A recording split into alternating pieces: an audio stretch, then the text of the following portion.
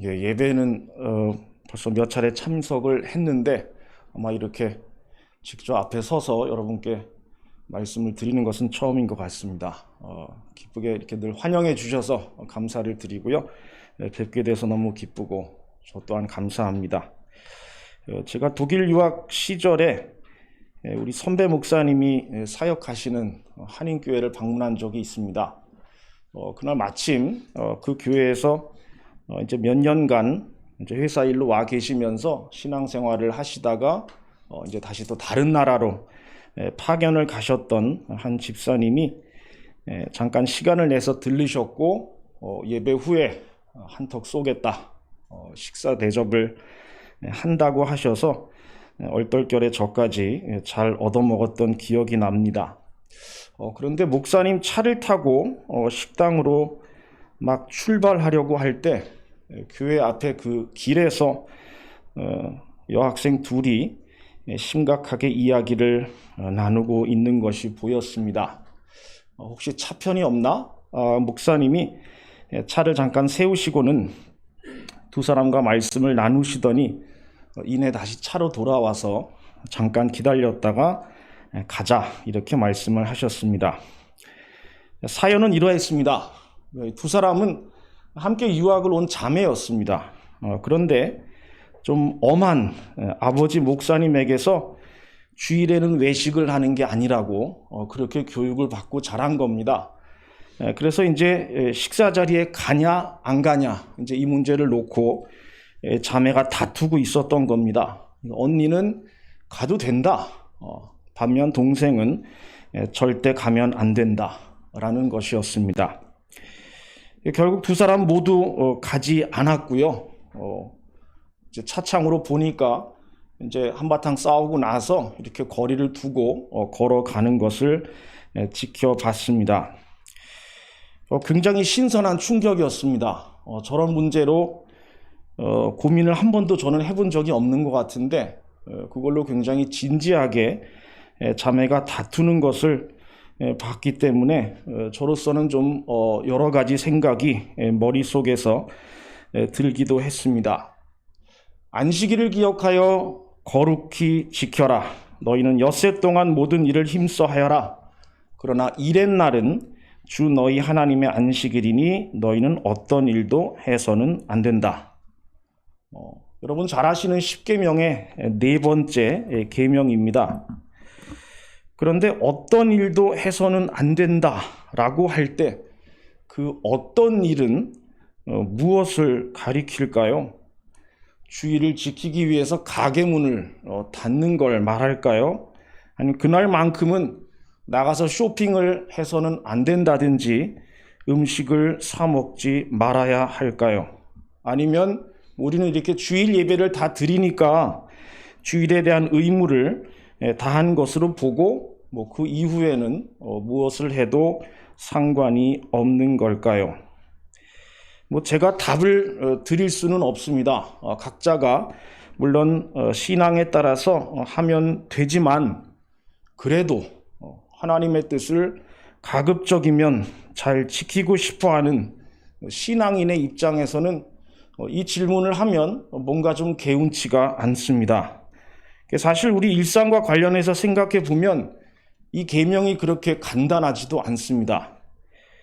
안식일에는 어떤 일도 해서는 안 된다라고 그렇게 되어 있는데 요리는 해도 될까? 세탁기를 돌려도 될까? 밀린 가사나 업무나 숙제를 해도 될까? 모처럼 날씨가 좋으니 산책을 좀 해볼까? 가까운 곳으로 외출을 해도 될까? 별거 아닌 것 같지만 지금 말씀드린 것은 엄밀히 얘기하면 다 어떤 일입니다. 그러면 직접적으로 안식일 계명과 연결이 되죠. 해도 될까요? 안 될까요? 하나님의 말씀을 지키기 원하는 그런 우리의 마음, 우리의 열정으로 볼 때 또 그러면서도 대개 이렇게 주일 예배를 드리는 것으로 주일에 대한 의무를 다했다고 좀 자연스럽게 생각하는 우리로서는 한 번 정도는 좀 진지하게 고민을 해 보아야 하는 부분입니다. 왜냐하면 이것이 결국에는 내가 하나님의 계명과 그 속에 담긴 하나님의 뜻을 잘 지키고 있는가라는 질문과 관계가 있기 때문입니다. 아주 오래전에 유대인들은 어떻게 하면 조금 더 철저하게, 조금 더 정확하게 율법의 계명을 준수할 수 있을까 고민했습니다. 고민할 수밖에 없었죠. 왜냐하면 십계명에서 우리가 알 수 있듯이 성경에 있는 많은 계명이 그렇게 구체적이지 않습니다. 그냥 기본 원칙을 제시하고 있죠. 도둑질하지 못한다 한번 생각을 해보면 기본 원칙은 남의 것을 가져가지 말라는 얘기입니다. 그런데 가지고 갔다가 한 1년 후에 돌려주는 거는 괜찮은가? 놓여져 있던 걸 내가 그냥 집어오는 거는 괜찮은가? 장난하기 위해서 친구의 것을 슬쩍 좀 숨겨놨다가 돌려주는 것은 도둑질이 아니겠지. 기타 여러 가지 상황들을 우리는 다 생각해 볼 수 있습니다. 이제 그러면서도 유대인들은 율법이 하나님의 말씀이고 명령이기 때문에 그걸로 삶에 필요한 모든 것이 다 설명된다라고 그렇게 확신했습니다. 그러니까 율법에서 삶의 모든 상황에 맞는 그런 규정들을 다 도출해 낼 수 있다고 믿었던 겁니다. 이제 그러다 보니까 해석에 해석을 덧붙이고 끊임없이 질문하고 답을 생각해 냈습니다. 바리새인들은 바로 이러한 일들을 평생의 사명으로 여겼던 사람들입니다. 예를 들면 우리 안식일 계명 얘기가 나왔으니까 일을 하면 안 된다라고 하는 명령이 있으면 가장 먼저 그러면 일이 뭐냐? 도대체 노동이 뭐냐? 이것을 설명해야 했습니다. 그 중에 한 가지 답은 일은 어떤 것을 하는 것, 어떤 짐을 지고 가는 것 이렇게 말합니다. 그러면 그 다음 질문은 뭘까요? 그 어떤 것이 뭐냐? 그 짐은 뭐냐? 생명을 가지고 있으면 괜찮고 없으면 안 되느냐? 아니면 무거운 것은 되고 아니면 반대로 안 되고 가벼운 것만 되느냐? 몇 킬로까지 가능한가? 크기가 얼마만큼 되어야 하는가? 기타 등등 끊임없는 토론이 이어졌고 일상에서 모든 행동에 대해 이게 노동이냐 아니냐를 결정했습니다. 그래야만 어떻게든 하나님의 말씀을 조금이라도 더 정확하게, 더 철저하게 지킬 수 있다라고 생각을 했기 때문입니다. 굉장히 치밀하고 끈질긴 노력이라고 저는 생각을 합니다. 그런데 오늘 말씀에 의하면 예수님은 제자들에게 너희의 의는 바리새인보다 더 나아야 한다라고 그렇게 말씀하십니다. 왜 그렇게 말씀하셨을까? 어떤 점에서 그러셨을까? 바리새인들이 도대체 어떻길래 그렇게 말씀하셨을까? 오늘 이 바리새인들을 좀 만나보려고 합니다. 제가 설교 제목에 원래 느낌표와 물음표를 동시에 붙여 놨습니다. 나와 있지는 않은데 그 이유도 좀 생각해 보려고 합니다. 바리새인의 경건성, 사실 우리 복음서를 딱 펼쳐서 보면 잘 확인이 됩니다. 대표적으로 우리 누가복음 18장에 있는 성전에 올라가서 그러니까 기도하러 올라간 바리새인과 세리의 비유가 굉장히 좋은 예입니다. 일반적으로 이 비유의 메시지는 기도할 때 교만해서는 안 되고 겸손하게 자신을 죄인으로 그대로 인정하라라고 하는 겁니다. 바리새인과 세리가 아주 분명한 그런 모델로 제시가 되고 있습니다. 기도의 바른 태도로 겸손을 강조한다. 그거는 맞습니다. 그런데 바리새인과 세리가 당시 사회에서 일반 백성들로부터 받고 있었던 그 평이 비유 속 상황과 전혀 달랐다는 사실을 생각해 보면 사실 예수님의 이 비유는 좀 의아하기도 합니다. 하나님이 바리새인이 아니라 세리의 기도를 들으시고 그를 의롭다라고 말씀을 하셨다면 이 당시에 적지 않은 사람들이 수긍하지 못했을 것이기 때문입니다. 바리새인들은요, 대중들에게 굉장히 존경받는 사람이었습니다. 반면 세리는 어떻죠?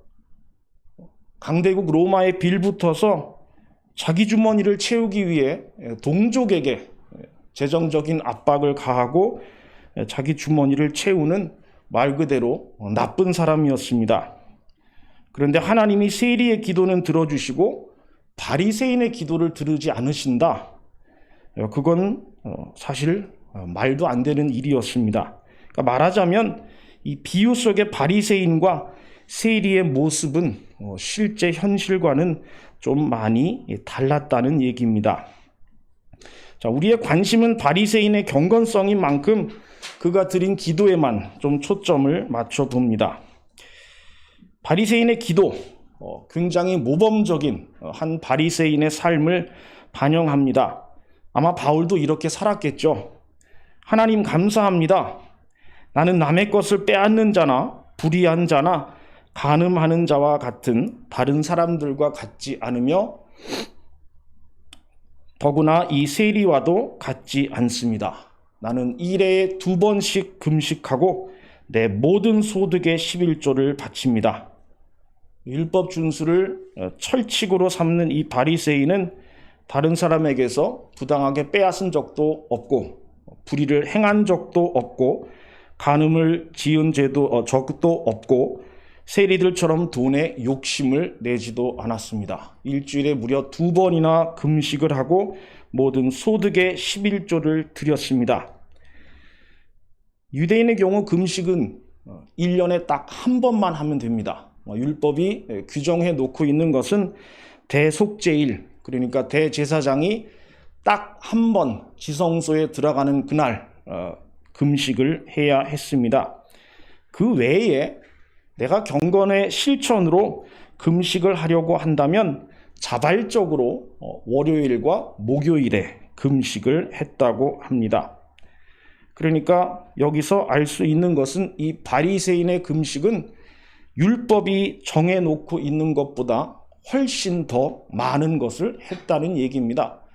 1년에 한 번만 하면 되는 것을 이 사람은 1년에 100번 넘게 했다는 얘기입니다. 자신의 모든 소득에서 11조를 드렸다. 율법의 규정에 따라서 모든 생산물 가운데 10분의 1을 드리고 거기에 더해서 율법의 적용을 받지 않는 소득에 대해서도 11조를 제해서 드렸다는 얘기입니다. 쉽게 얘기하면 월급을 딱 받아서 10분의 1을 떼고 그 다음에 뭔가를 구입하거나 선물을 받거나 하면 다 11조를 뗐다는 얘기입니다.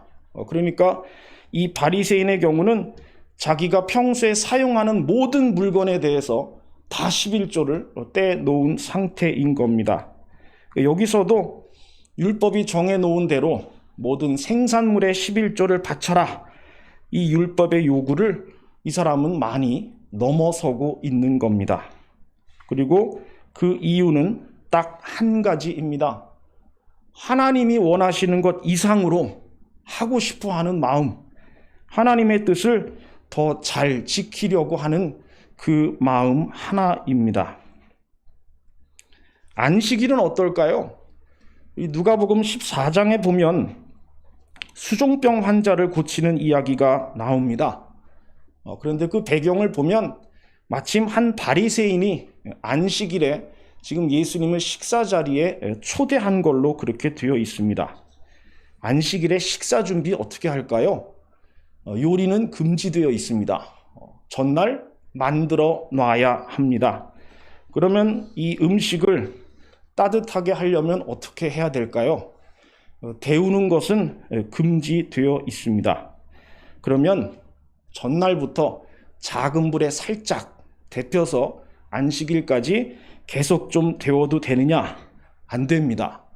그러면 우리 옛날 어르신들이 하신 것처럼 밥그릇에 딱 담아서 이불 속에 넣어두는 뭐 그런 방법이 있죠. 네, 여기도 규정이 있습니다. 타고 있는 기름찌꺼기, 거름더미, 소금, 흙, 모래 이런 거는 안 됩니다. 그렇지만 뭐 옷, 과일 열매, 비둘기 깃털 이런 것에는 묻어둬도 된다고 합니다. 굉장히 복잡한 이런 세부 규정들을 정해놓은 목적 마찬가지로 딱 하나입니다. 안식일에 노동해서는 안 된다고 하셨으니 그 규정을 더 철저하게 지키기 위해서입니다. 이 안식일에 일해서는 안 된다는 규정이 사실 가장 극단적으로 적용된 예는 이스라엘 역사 중에 전쟁 때입니다.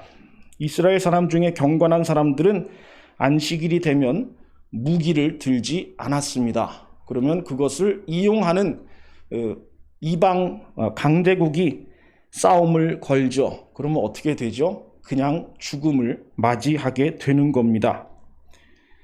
안식일을 이렇게 고집스럽게 지키는 것을 이해하지 못했던 비유대인들, 이방인들 중에는 이것을 비꼬면서 유대인들은 인생의 7분의 1을 아무것도 하지 않은 채 허비한다라고 그렇게 욕하기도 했습니다.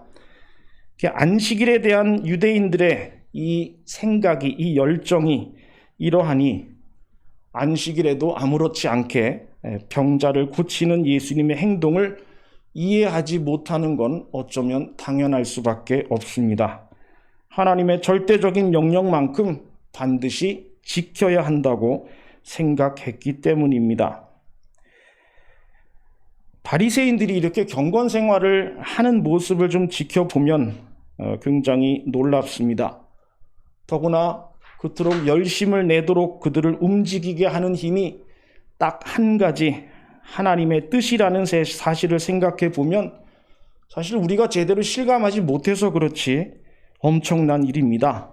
그들에게는 말 그대로 어떻게 하면 하나님의 계명을 더 정확하게 지킬까? 어떻게 해야 하나님의 뜻을 내 일상에서 제대로 실현할 수 있을까? 그 질문만이 머릿속에 있었던 것 같습니다. 이런 점에서 바리새인들은 일반 백성들과 당연히 구분될 수밖에 없었고 동시에 많은 존경과 지지를 받을 수밖에 없었습니다. 예수님이 바리새인들을 책망하셨다는 이유 하나로 대개 우리도 그들을 향해서 굉장히 쉽게 손가락질을 합니다. 금식과 11조, 안식일 준수에 대한 설명을 듣고 당연히 우리는 머리를 저으면서 뭐 그렇게까지 해야 되나, 위선이다, 외식이다, 그렇게 생각할 수도 있습니다. 하지만 그들을 판단하기 전에, 흉을 보기 전에 뭘 해도 하나님의 뜻이 우선이라는 마음, 어떻게 하면 그분의 말씀대로 살아갈 수 있을까에 대한 이런 매일매일 매 순간의 고민과 노력을 생각하면 우리는 사실 그들에게서 배워야 합니다. 바리새인만큼 믿어야 합니다. 최소한 그 정도는 우리도 할 수 있어야 합니다. 아마 그러면 한국 교회의 위상이 지금보다는 좀 다르지 않을까? 교회가 더 건강하지 않을까?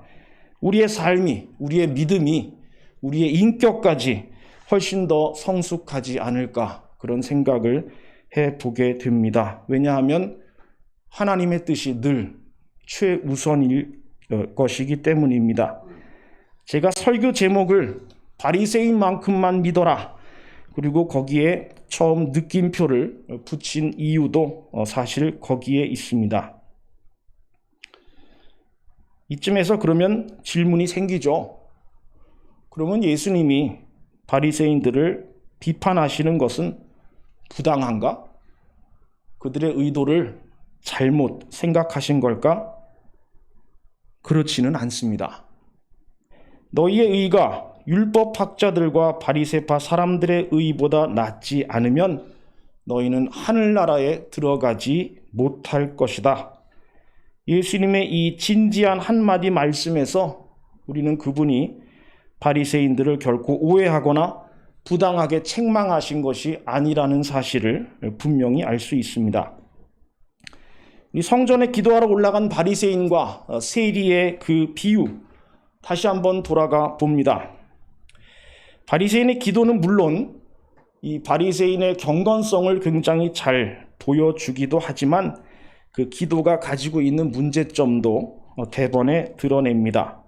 바리새인은 감사 기도를 드렸죠. 하나님 감사합니다. 하지만 실제로는 감사 기도를 빌미로 다른 사람과 비교해서 더 우월하다고 여겨질 만한 것들을 차례차례로 열거해서 자신의 믿음을 자랑했습니다. 기도와 금식과 11조가 오로지 자기 자신에게만 집중되어 있다는 것을 생각해 보면 그는 실제로 하나님이 아니라 자기 자신을 위해서 성전에 기도하러 간 겁니다. 하나님께 기도한 게 아니라 자기가 얼마나 의롭고 얼마나 경건한지를 말하러 갔던 것뿐입니다.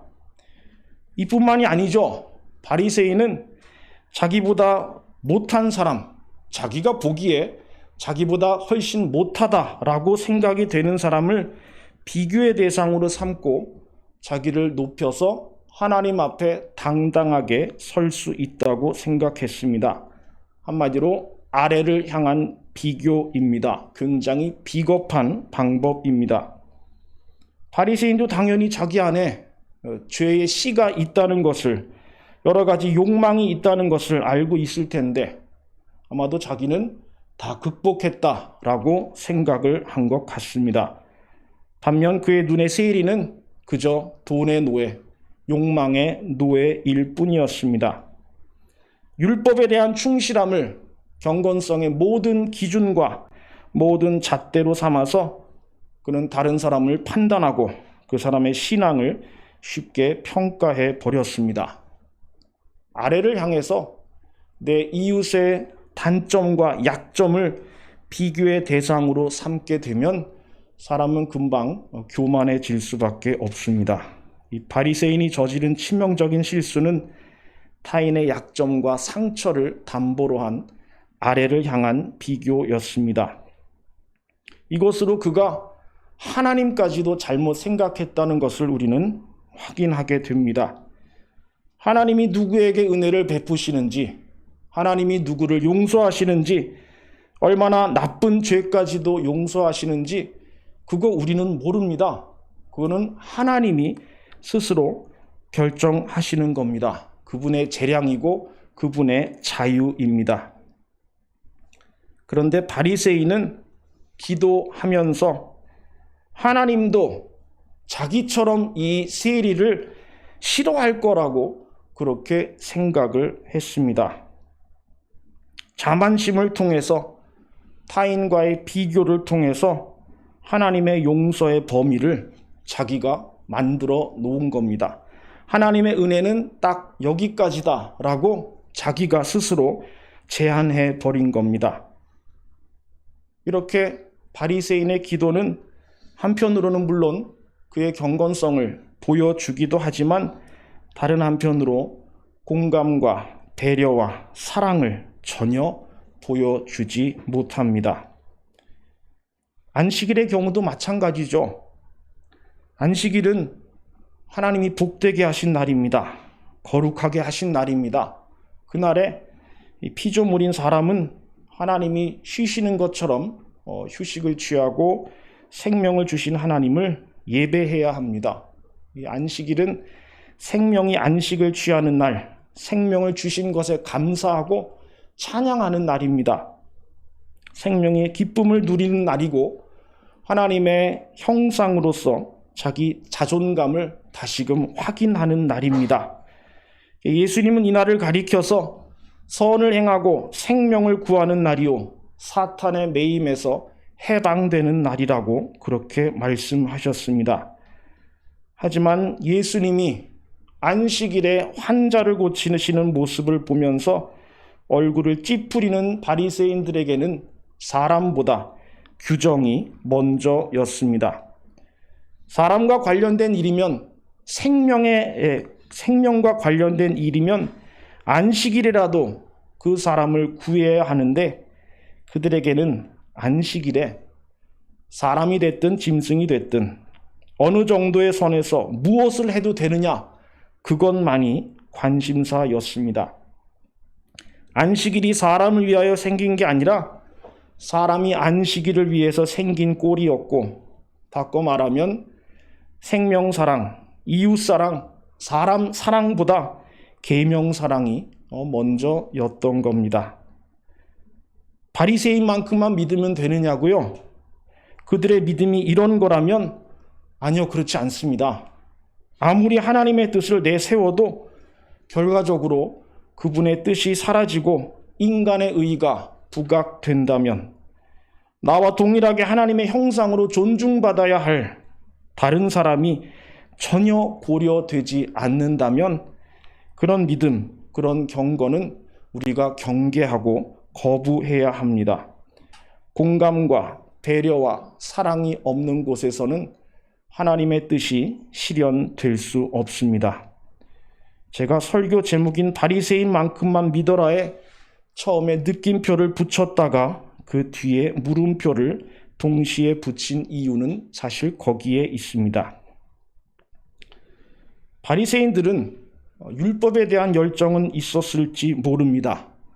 하지만 과도한 해석 때문에 오히려 하나님의 뜻에서 멀어지고 그 뜻을 사람이 생각해낸 수많은, 정말 수도 없이 많은 개별 규정들로 대신해 버렸습니다.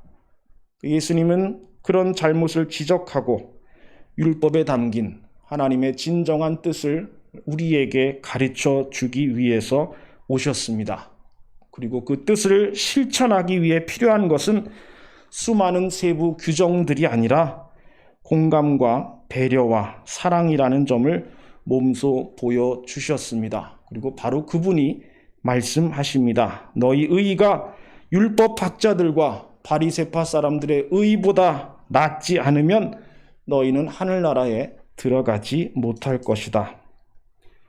그 말씀은 바리새인들처럼 인간의 그럴듯한 논리와 편의에 따라서 하나님의 계명을 왜곡해서는 안 되고, 공감과 배려와 사랑을 생략한 채 하나님의 뜻을 실천하겠다는 생각 자체가 무의미하다는 것을 뜻합니다. 그런 점에서 더 나은 의라고 하는 말은 질적으로 더 나아야 한다는 뜻입니다. 그렇지만 동시에 더 나은 의는 양쪽으로 더 많은 의를 가리키기도 합니다. 한마디로 예수님의 말씀은 제자의 의가 바리새인의 의보다 질적으로 그리고 동시에 양적으로 앞서야 한다는 것을 뜻합니다.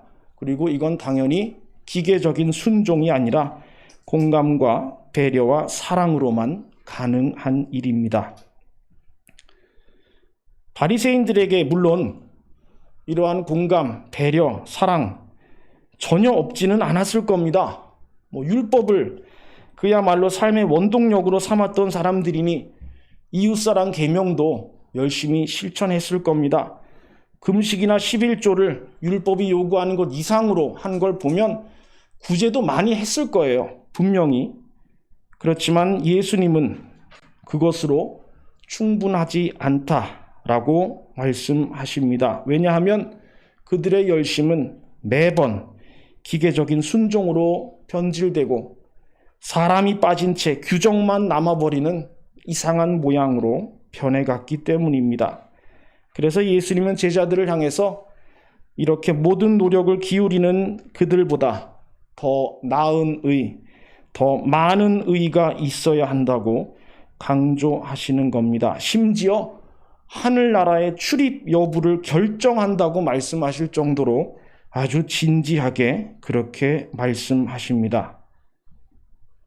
오늘 주님이 우리에게도 말씀하십니다.